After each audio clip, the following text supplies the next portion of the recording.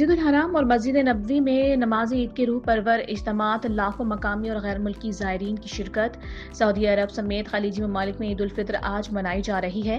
You اے ای کی مختلف ریاستوں میں بھی نماز عید کی ادائیگی۔ یو اے ای اور کویت میں حملوں کے پیش نظر کھلے مقامات پر نماز عید کے اجتماعات معطل۔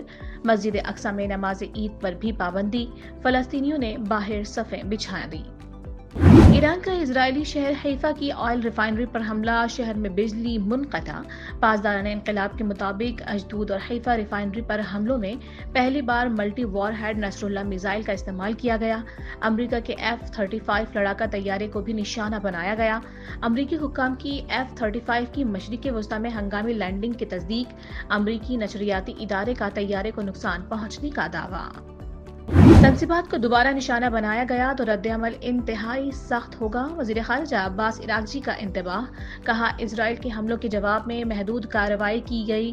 خلیج میں توانائی تنصیبات پر حملوں میں عسکری قوت کا معمولی حصہ استعمال کیا۔ اب تک تحمل کا مظاہرہ، کشیدگی میں کمی کی درخواستوں کے احترام میں کیا۔ جنگ کے خاتمے کے لیے ضروری ہے شہری ڈھانچے کو پہنچنے والے نقصان کا ازالہ کیا جائے۔ امریکہ اور اسرائیل کے ایران پر حملے جاری، دارالحکومت تہران اور صوبہ کرمان دھماکوں سے گونج اٹھے۔ سینٹ کام کا گاراج میزائل فیکٹری کو تباہ کرنے کا دعویٰ، امریکہ کی ایران جنگ کے لیے مزید جنگی جہاز اور فوج بھیجنے کی تیاری، 4000 امریکی میرینز اور سیلرز کی تعیناتی کی جائے گی۔ امریکی بحری بیڑا زمینی حملوں کی صلاحیت کے ساتھ خطے کی طرف بڑھنے لگا۔ اسرائیلی وزیراعظم نیتن یاہو منظر عام پر ایران کے خلاف زمینی کارروائی کا عندیہ دے دیا۔ کہا، زمینی فوج کے بغیر ایرانی حکومت کا تختہ نہیں الٹ سکتے۔ ساؤتھ پارس پر حملہ اسرائیل نے کیا تھا، تاہم ٹرمپ نے مزید حملوں سے روک دیا ہے۔ یہ بھی واضح کر دیا کہ اسرائیل نے امریکہ کو ایران جنگ میں نہیں گھسیٹا۔ ایران کے جوہری پروگرام، بیلسٹک میزائلوں کا خاتمہ اور حکومت کی تبدیلی اہداف قرار۔ امریکی صدر ڈونلڈ ٹرمپ نے ایران سے جنگ کو شطرنج سے تشبیہ دے دی۔ ایرانی کو ذہین قرار دیتے ہوئے کہا کہ ہم بہت ہوشیار لوگوں سے یہ شطرنج کا کھیل کھیل رہے ہیں، بلند IQ رکھنے والے لوگوں سے نمٹ رہے ہیں۔ اس سے پہلے ان کا کہنا تھا کہ اگر ایران نے قطر پر پھر حملہ کیا تو خطرناک حد تک جانے سے نہیں ہچکچاؤں گا۔ اسرائیل اب ایران کے پارس گیس فیلڈ پر حملہ نہیں کرے گا۔ ایرانی صدر مسعود پزشکیان نے اسرائیلی حکومت کی نوعیت کو ریاستی دہشت گردی پر مبنی قرار دے دیا۔ کہا، صہیونی حکومت کی نوعیت ریاستی دہشت گردی پر مبنی ہے۔ ایران کے خلاف امریکی جارحیت اور قیادت کی شہادت بین الاقوامی تنازعات کے لیے ایک نیا طریقہ ہے جو دنیا کے قانونی نظام کو تباہ کر دے گا۔ عالمی برادری بحران کے خلاف کھڑی نہ ہوئی تو یہ آگ بہت سے لوگوں کو جلا دے گی۔ ایران کی آبنائے ہرمز سے گزرنے والے جہازوں پر ٹرانزٹ فیس عائد کرنے کی تجویز پر غور۔ اقدام اہم آبی گزرگاہ پر ایران کے بڑھتے کنٹرول کو معاشی فائدے میں تبدیل کرنے کی کوشش قرار۔ ایرانی خبر رساں ادارے کے مطابق تجارتی سامان، توانائی یا خوراک کی ترسیل کرنے والے ممالک کو ایران کو ٹول ٹیکس ادا کرنا ہوگا۔ جنگ کے خاتمے کے بعد آبنائے ہرمز کے لیے ایک نیا نظام متعارف کروایا جائے گا۔ برطانیہ، France, Germany, Italy, Netherlands, Japan آبنائے ہرمز میں محفوظ راستہ فراہم کرنے کو تیار۔ ایران کے حملوں کی مذمت، مشترکہ اعلامیے میں کہا، اہم سمندری گزرگاہ کی حفاظت کے لیے مناسب اقدامات کریں گے۔ تمام ممالک کا توانائی مارکیٹ میں استحکام کے لیے مل کر کام کرنے کا عزم۔ واضح کیا کہ توانائی پیدا کرنے والے ممالک کے ساتھ مل کر پیداوار بڑھائیں گے۔ اقدامات کا مقصد خطے میں کشیدگی کے باوجود عالمی توانائی کی فراہمی مستحکم رکھنا ہے۔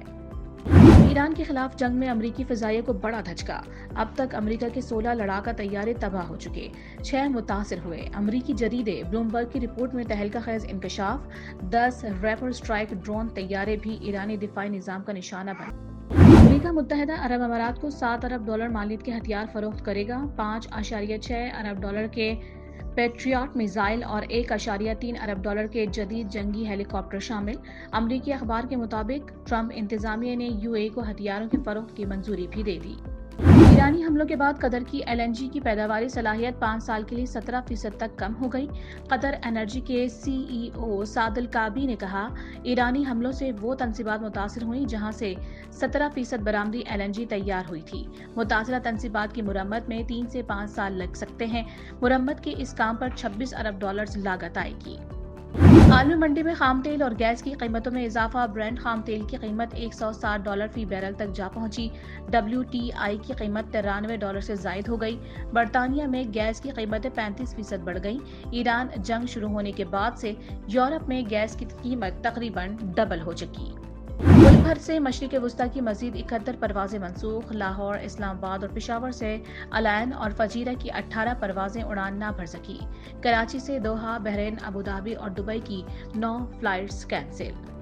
پاکستان میں عید الفطر کل منائی جائے گی، چھوٹی عید کی بڑی تیاریاں آخری مرحلے میں داخل، شاپنگ مالز اور بازاروں میں رش، جیولری، چوڑیوں اور جوتوں کی دکانوں پر گہما گہمی، جھمکے اور فیری ہیلز والی جوتیاں خواتین کی اولین پسند، بچے بھی والدین کے ساتھ خریداری میں مصروف، کسی کے جوتے رہ گئے تو کسی کو تاحال من پسند کپڑوں کی تلاش۔ پنجاب، خیبر پختونخوا، بلوچستان، گلگت بلتستان اور آزاد کشمیر میں بارشوں کا الرٹ جاری، این ڈی ایم اے کی شمالی علاقہ جات میں برف باری کی بھی پیش گوئی، آئندہ 24 گھنٹوں کے دوران مختلف علاقوں میں گرج چمک کے ساتھ بارش کا امکان، شمالی علاقوں میں برف باری اور لینڈ سلائڈنگ کا خطرہ، سندھ کے مختلف اضلاع میں بھی گرج چمک اور تیز ہواؤں کے ساتھ بارش متوقع، کراچی میں بھی مزید بادل برسنے کا امکان۔ ایران فیفا ورلڈ کپ 2026 کا بائیکاٹ نہیں کرے گا، ایرانی فٹ بال فیڈریشن کے صدر نے کہا ہے کہ سیکیورٹی خدشات کے باعث امریکہ میں شیڈولڈ ورلڈ کپ کے گروپ مرحلے کے میچز نہیں کھیل سکتے۔ ایران نے میچز میکسیکو منتقل کرنے کی درخواست کی تھی۔ فیفا ورلڈ کپ رواں سال جون جولائی میں امریکہ، کینیڈا اور میکسیکو میں شیڈول ہے۔ اور فٹ بال اسٹار لیونل میسی نے کیریئر کا 900واں گول سکور کر دیا، 900 گولز مکمل کرنے والے دنیا کے دوسرے کھلاڑی بن گئے۔ میسی نے کرسٹیانو رونالڈو سے 100 میچز قبل 900 کا ہدف عبور کیا۔ رونالڈو کے بعد میسی ایلیٹ فٹ بال کلب میں شامل ہونے والے دوسرے کھلاڑی ہیں۔